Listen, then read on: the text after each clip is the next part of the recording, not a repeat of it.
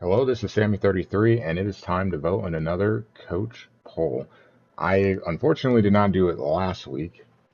Um, I hate when I do that. I always set a reminder for it, but I was out Saturday, and then when I came back, I totally forgot about it. I was up all night, so I definitely could have did it, but uh, that only hurt me in the long run. My fault. But I did want to show people. A lot of people have asked during stream, both during my NDL games and non-NDL games, what does this look like? I tried to explain it the best I could, but I figure sometimes it's just easier to show you versus explain. So we're going to go ahead and do this one. And I think I'll just do this one going forward, or kind of just do these going forward. So you go to forms. First of all, let's look at the coach contract while I have it up. You can see I only have voted in one. Coach reports, I have three. Stats and, well, coach report and recap three. You need to enter the fourth. I don't remember what game that is. And then stat entry is four. So I believe this is the game against North Texas. I need to enter both of those, which I'll do. Uh, Coach report, we'll see how that looks. But you can see of the 40 points, I've earned 9.57. So trying to earn them. Season success, well, we're not going to earn a lot of those. Just going to be honest with you. So do what we can. See, to this point, I've won 3 of the required 10 games. A long way to go. And you can see my live score is 21.57. So I still have a ways to go. Remember, this team is an 80. So I got a lot of points to earn. Most of them, though, will come with this stuff here. The most I can do here between these three is going to be 10. So 10 out of 12. And then the polls, I've missed one. We'll just go forward. Hopefully I won't miss any more. I'll do my best. Definitely will make sure I do the end one. It's the most important one.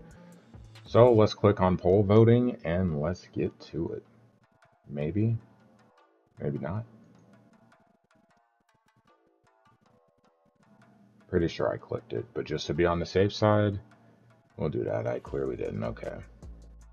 Polls.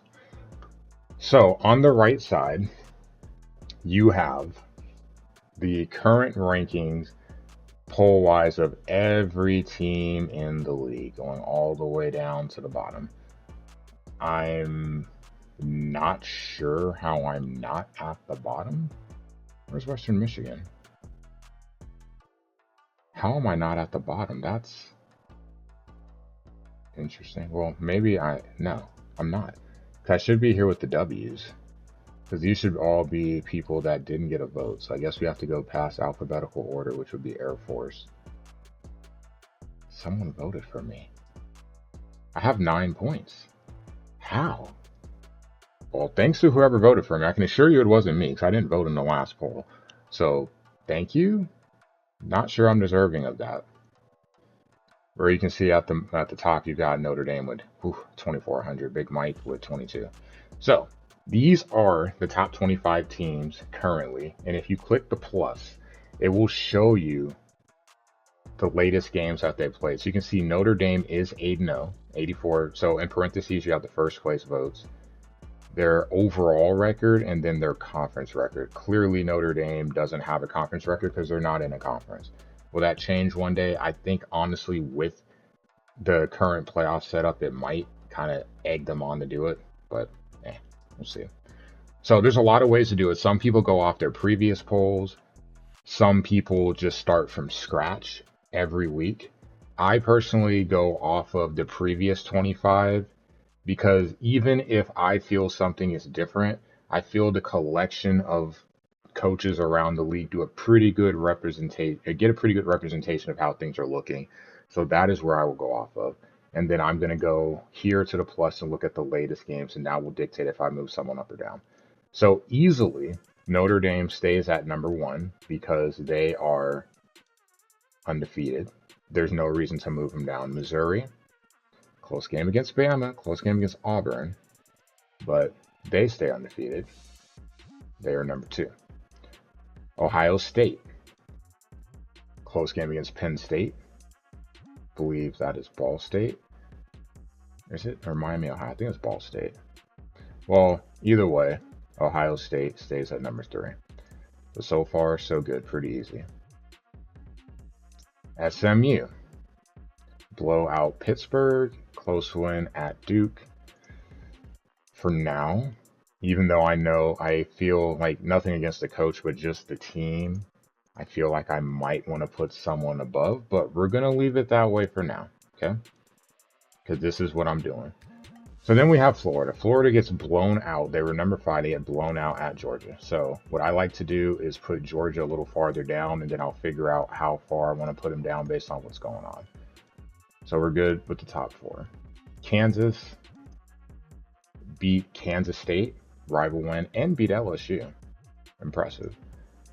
No, LSU isn't as good as they used to be, not coach-wise, just talent-wise, but still pretty damn good. So then the question is Georgia. Georgia beats the number 5 team at home. Would I rank them over Kansas? I mean, obviously they're going to be ranked over Florida. In this case, I think I would. So I will move Georgia up to 5. Even though Kansas is undefeated, I know the conference that they're playing. I'm still going to have Georgia jump them. Kansas will stay at 6. Northwestern lost to Purdue, beat Iowa.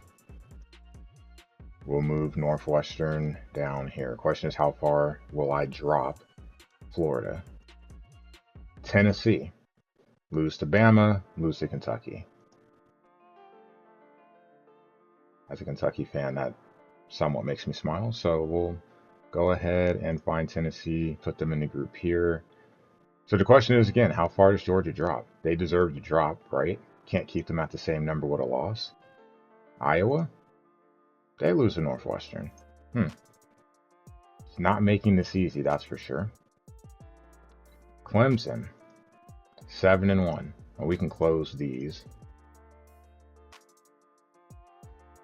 Oh, Clemson is 7-1. Or sorry, Iowa. No, I have Iowa there. Okay, Clemson 7-1. They did not play a game, and this is since the last poll. So I will have them go up. Mississippi State is 5-2. They lose to Arkansas. They're in the mix here. Baylor 5-0. They have not played a game. I will have Baylor go to number 8. I'll have Georgia drop to 9. So we can take Georgia out of this group here. And actually what I will do is I will open the other teams. So Northwestern, Tennessee, Iowa, and Mississippi State, just so I'm reminded that I need to place those teams somewhere. Okay. So Northwestern was 8. Okay. Baylor remains undefeated. They went up to 8. West Virginia is at 6-2. They lose to Arizona. Ouch. It actually was a really good game. I got to see some of that. So we'll move West Virginia in that group. Nebraska 6-1. Some will call me biased, I'm sure, but probably going to move Nebraska up into the top 10. Sitting at 10. They didn't lose, so I won't punish them for not losing. Northwestern, they split. And their loss was on the road. So I will not dock them too bad for that. They beat Iowa. But they lost to Purdue. Purdue is not a bad team either. But I will put Northwestern in the 11th spot. So then I can close this. Don't need them anymore. Then you've got Tennessee right behind them. I'm cool with that. Iowa was 10. They dropped to 15. Mississippi State lost at home. I'm kind of fine with those teams as they are. We have the 12th spot here, so I still need to do that, and the 13th spot, so I have to be careful. Forgot about that. So Air Force. So Tennessee. Whoa, no, I didn't mean to do that. No. What did I do? Thankfully it saves. Clicked the wrong thing. Alright, so we have the top 10 settled. We have 11. Tennessee would fall from 9 to 12. I'm fine with that.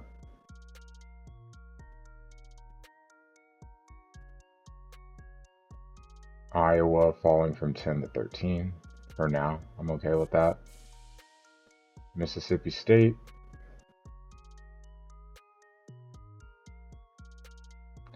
And then West Virginia was 14.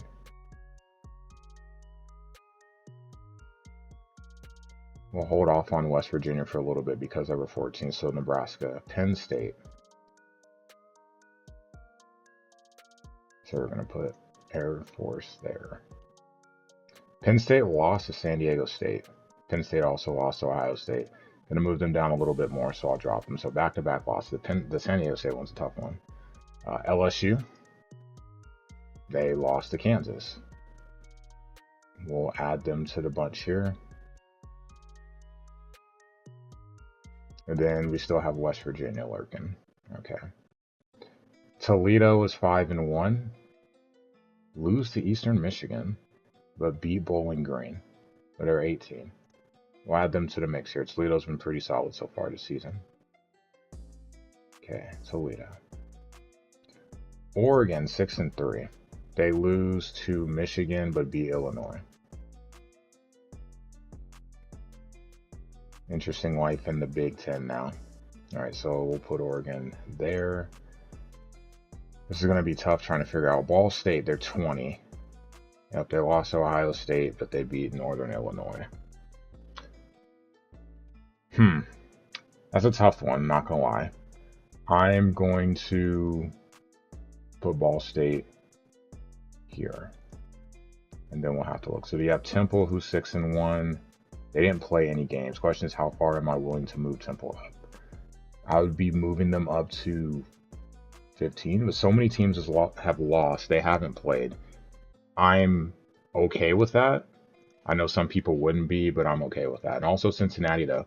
They're 7-1. They have wins against Texas Tech and CU, and they're both on the road. I actually will put, with those wins, I will move Cincinnati to 16. Oh, this will work out kind of nice. Cincinnati to 16. Close them. Temple under them. Well, we'll move West Virginia here. Temple to 17. So they're still moving up. Well, they do get jumped by Cincinnati for me. So then you've got Penn State chilling at 16. They lost 2 games. So it's really hard for me to not drop them a decent amount. LSU lost 1. It was on the road, but it was to a top 10 team. So LSU was sitting at 17.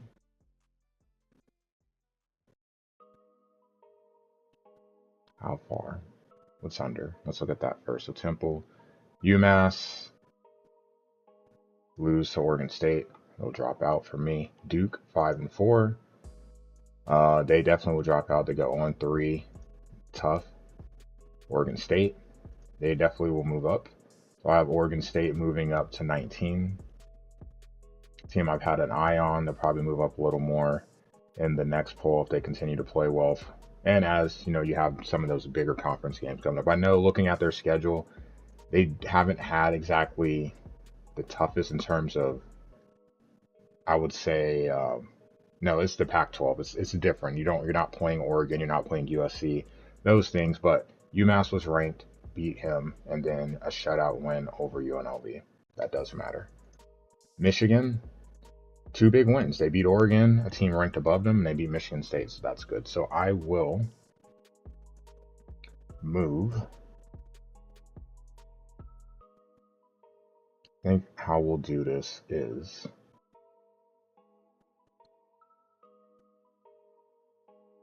I'm going to have to start slotting people up. I probably messed up this poll. We've got, sorry, number 9 is, instead of Georgia, will be Nebraska.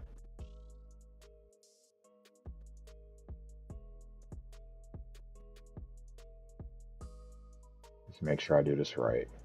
Northwestern, Tennessee, Iowa,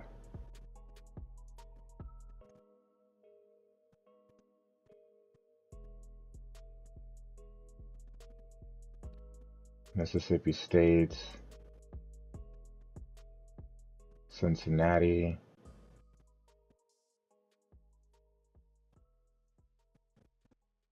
Temple, just basically moving everyone up a couple spots. So West Virginia, still, I mean, they still drop. It's not as bad of a drop because I had an extra spot up there. Oregon State,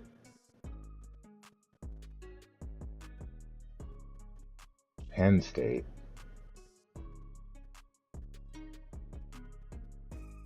LSU,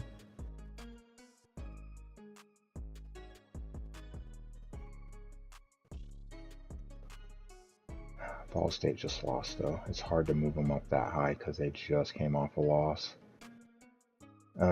Man. Toledo, Oregon.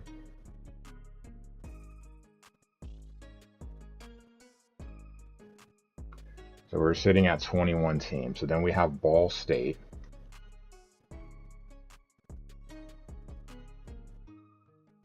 Penn State's there. Okay. So we have Ball State. I have Temple. I have Cincinnati. UMass is dropping out for me. South Carolina, they beat OU. That works perfect. They can jump to 22. Duke drops out with 3 losses.